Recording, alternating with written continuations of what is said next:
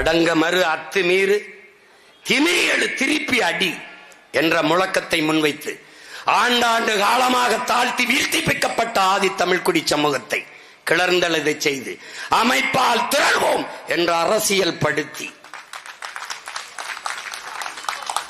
உதிரிகளாக இருந்த மக்களை ஒன்று திரட்டி ஒரு தலைமையின் கீழே கூட்டி இன்றைக்கு ஆட்சி அதிகாரங்களில் அங்கே சட்டமன்றம் பாராளுமன்றத்திற்குள் செல்கிற வாய்ப்பை பெற்றுக் கொடுத்து இன்று வரை அதே நோக்கத்திற்காக போராடி கொண்டிருக்கிற அண்ணன் திருமாவளவன் அவர்கள் உங்களுக்கெல்லாம் பெரியார்.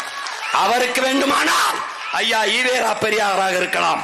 ஆனால் தமிழ் தேசிய பிள்ளைகளுக்கு வருங்கால தலைமுறைக்கு எங்கள் அண்ணன் திருமாவளவன் எங்களுக்கு பெரியார்.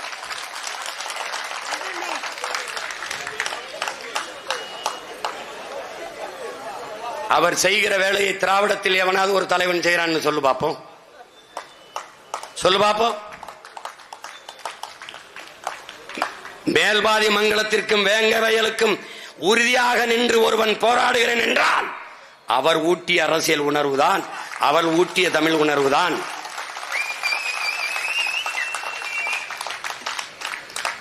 என் மீது அவர் வைத்திருக்கிற இந்த மதிப்பீட்டுக்கு என்னுடைய நெஞ்சார்ந்த நன்றியை அவருக்கு உரித்தாக்குகிறேன். பெரியாரை நாங்கள் ஏற்க முடியாது என்று சொல்லிவிட்டு திருமாவளவன் தான் எங்களுக்கு இளம் தலைமுறையினருக்கு பெரியார் என்று சொல்லுவது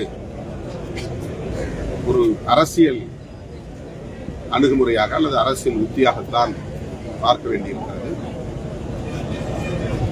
அவர் சாதுரியமாக அல்லது சாமர்த்தியமாக இந்த பிரச்சனையை கையாளுவதாகத்தான் நான் கருதுகிறேன்.